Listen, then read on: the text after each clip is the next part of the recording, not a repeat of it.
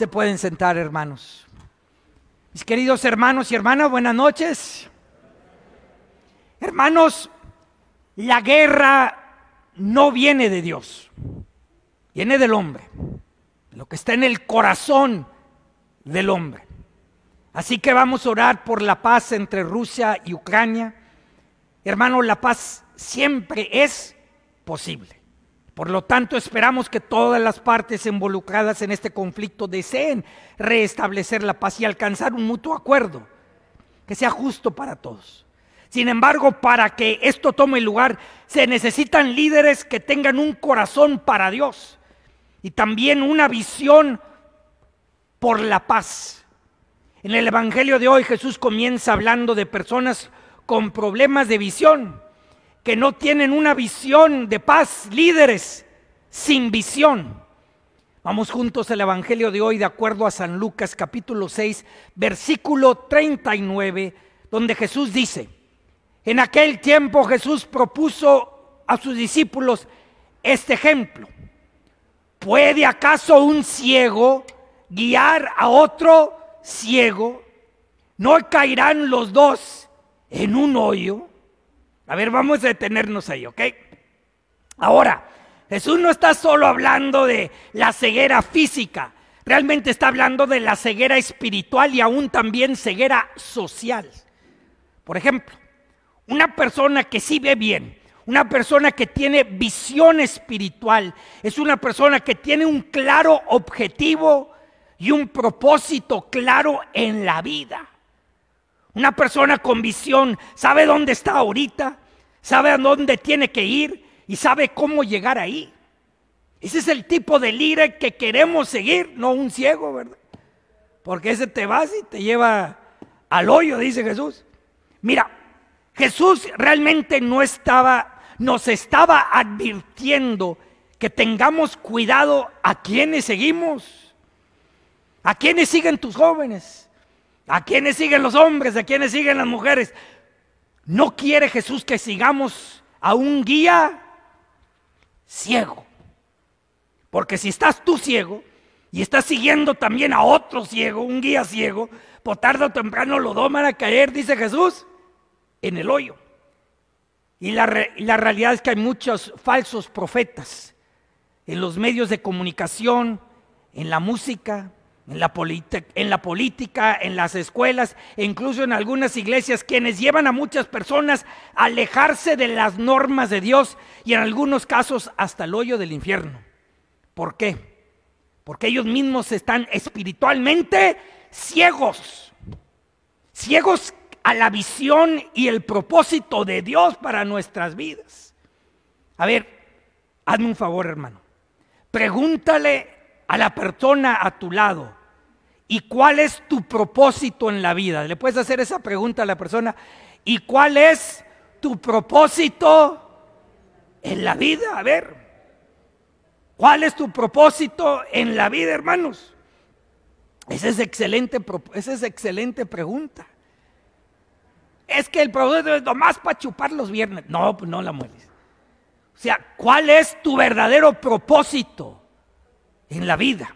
Mira, si no conoces tu propósito en la vida, ¿sabes qué? ¿Estás ciego? Tú eres uno de los ciegos.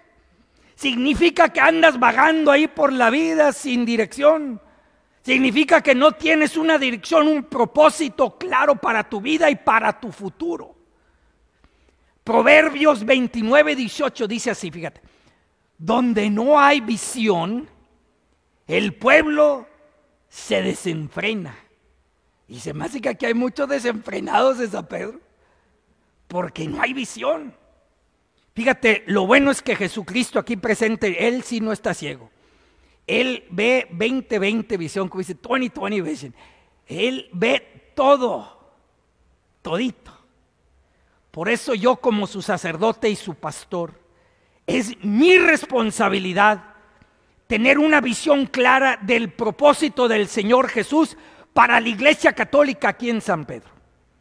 Y luego es mi responsabilidad comunicarles esa visión a ustedes y reenfocarlos continuamente en esta visión que nuestra iglesia tiene en conjunto. Así que nuestra visión enseña cómo se verá nuestro futuro si lo vivimos. Nuestra visión nos dice cómo San Pedro se da diferente debido a nosotros. Por supuesto, la visión de nuestra parroquia necesita ser bíblica, necesita venir directamente del Señor Jesús. No es algo que allí inventamos por capricho. Así que aquí está la gran pregunta, hermanos. ¿Por qué? ¿Cuál es la visión de nuestra parroquia? ¿Por qué existe la Iglesia Católica aquí en San Pedro? ¿Cuál es nuestro propósito? Yo les propongo esta noche 5 propósitos claves para los que existimos. ¿Están listos? Tomen nota, hermano. Propósito número 1. ¿Por qué existimos? Se encuentra en Marcos 12, 28 al 30. Un escriba le pregunta a Jesús, ¿cuál es el primero de todos los mandamientos? Jesús respondió, el primero es, escucha Israel, el Señor Dios nuestro es el único Señor. Y amarás al Señor tu Dios con todo tu corazón, con toda tu alma, con toda tu mente y con todas tus fuerzas. Mira, hermano, así que la primera y más importante propósito por el que existimos es amar a Dios con la totalidad de nuestro ser. Y esto se puede resumir en una palabra: existimos para adorar a Dios. Ahora sí, el segundo propósito por el cual existimos se encuentra en el siguiente versículo, Marcos 12, 31, donde Jesús dice, el segundo es este: amarás a tu prójimo como a ti mismo. O sea, nuestra iglesia existe para, número 1, amar y adorar a Dios. Y número 2, para amar a nuestro prójimo. Pero hay más, hermanos. El propósito número 3 se encuentra en Juan 15, 13 y 15. Jesús dice, el amor más grande que uno puede tener es dar su vida por sus amigos. Yo los llamo mis amigos. Yo les propongo que existimos aquí en la iglesia también para formar amistades santas aquí en nuestra iglesia. Jesús quiere que tengamos buenos amigos aquí en la iglesia.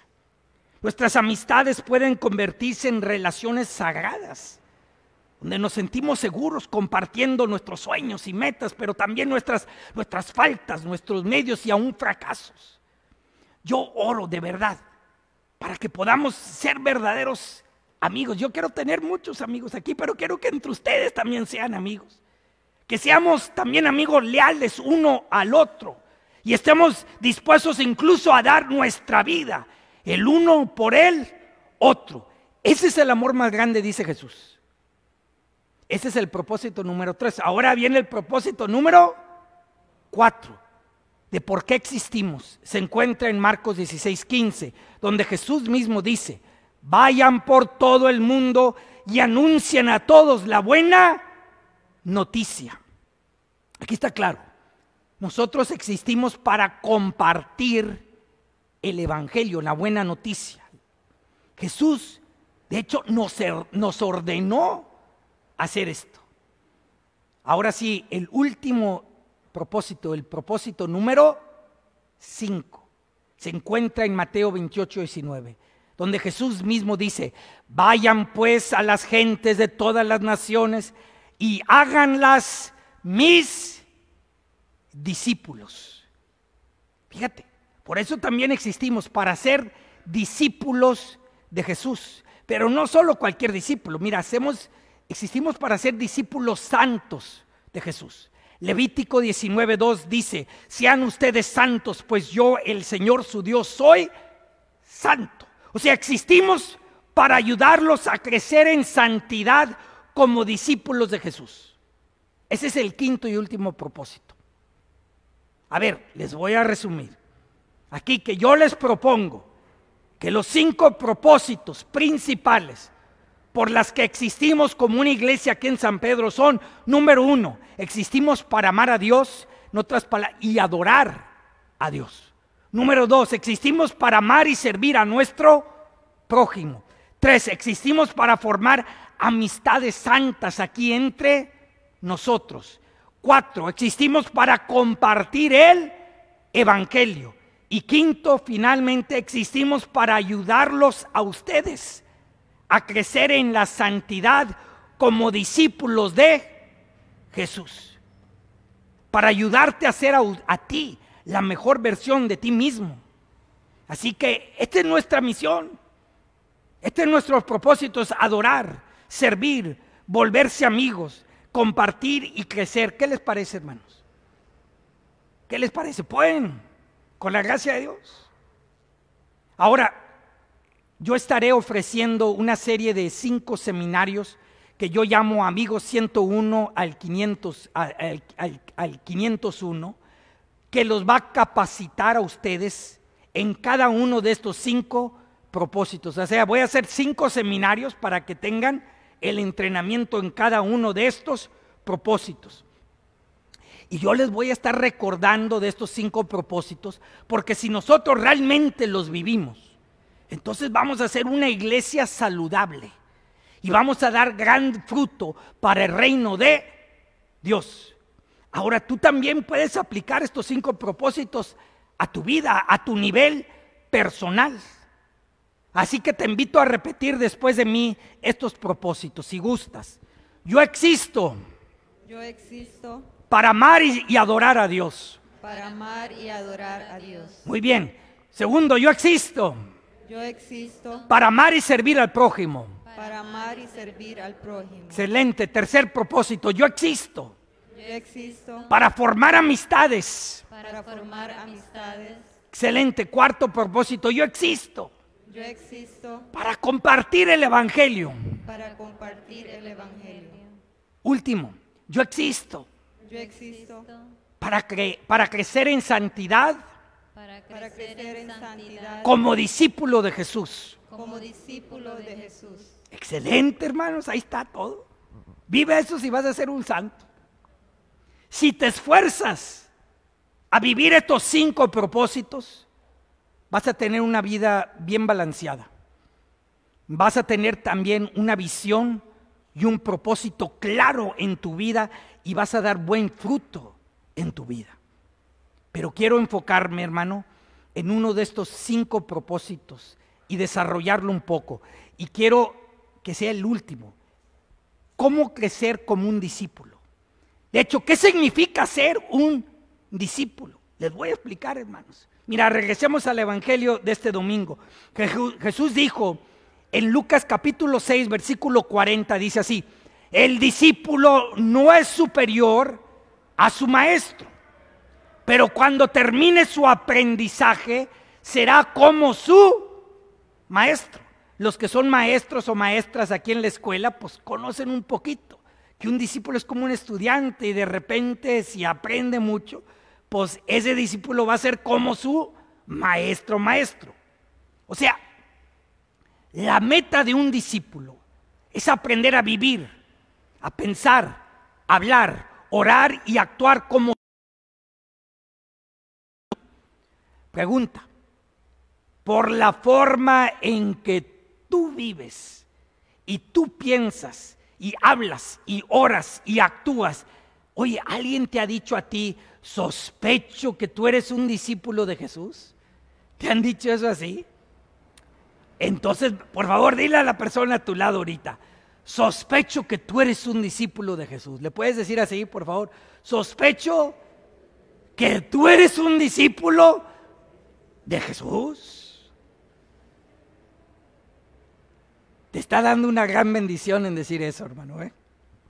Fíjate, en el tiempo de Jesús no había escuelas, no había secundarias, y no había third form y fourth form, nada de eso, ni universidades, ¿eh? Su educación en aquel tiempo tomaba lugar en la sinagoga local, o sea, es la iglesia de los judíos. Y ellos tenían 3 niveles de educación. Déjenme se los explico. El primer nivel de educación en aquel entonces era llamado en hebreo Bet Hat Sefer, que es casa de libro. Y básicamente era una escuela primaria para todos los niños y niñas judías entre los 6 años y 12 años, donde leían el libro. Pues ¿qué libro? Pues la Biblia, el Torah. Ellos aprendían a leer y escribir leyendo en la sinagoga los primeros 5 libros de la Biblia, conocidos como el Torah.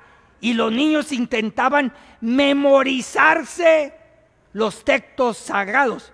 Recuerda que no había imprentas en aquel entonces, así que la mayoría de la gente pues no podía tener su propia copia de la Biblia. Literalmente intentaban memorizarte todo escuchando oralmente.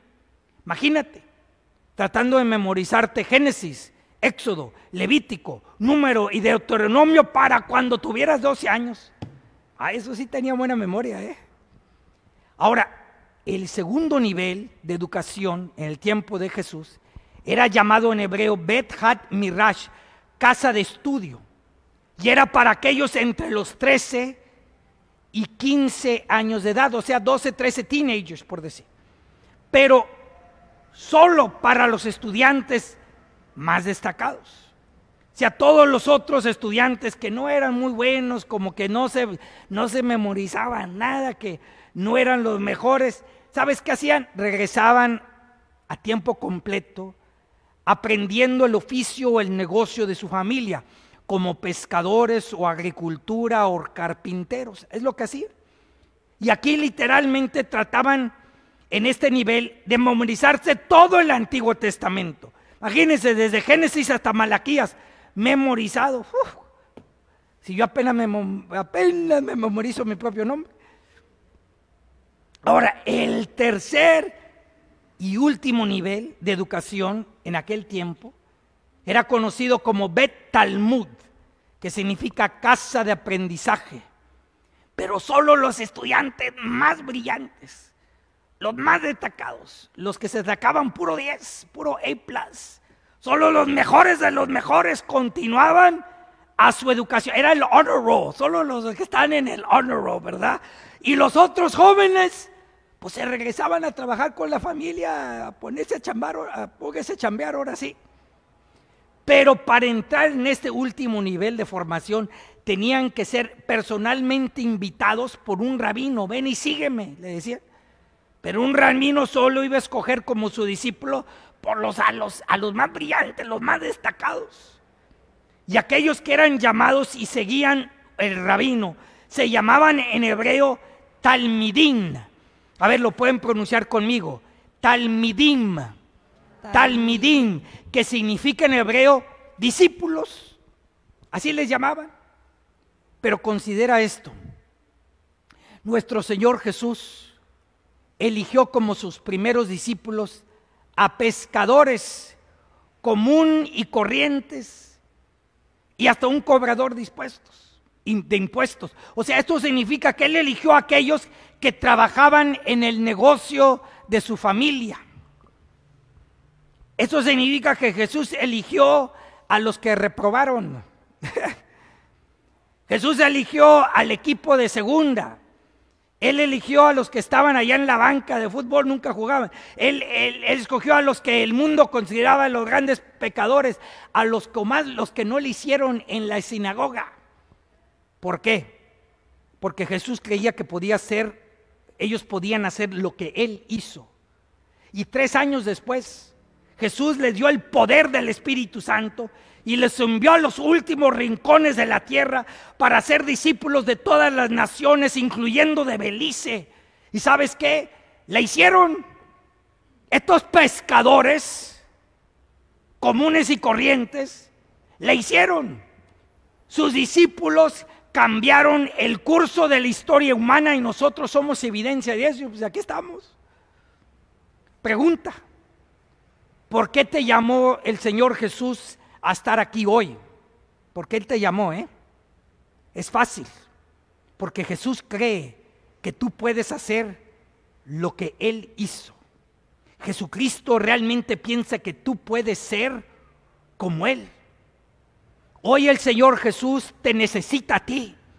Hoy el Señor Jesús te está llamando a ti. Ven y sé mi discípulo. Ven y sé un santo discípulo como yo soy santo discípulo. Ven y aprende las escrituras a interpretarlas como yo las interpreto. Ven y yo te enseño a rezar como yo rezo. Ven y recibe mi visión para tu vida. Ven y recibe mi propósito divino para tu vida. La pregunta ahora es, me recuerda una canción que me animó a mí a responder, que se llama Alma Misionera. Si se acuerdan el refrán, los invito a que la cante conmigo. Llévame donde los hombres necesitan tus palabras, necesitan mis ganas de vivir, donde falte la esperanza, donde todo sea triste, simplemente por no saber de ti. Que así sea.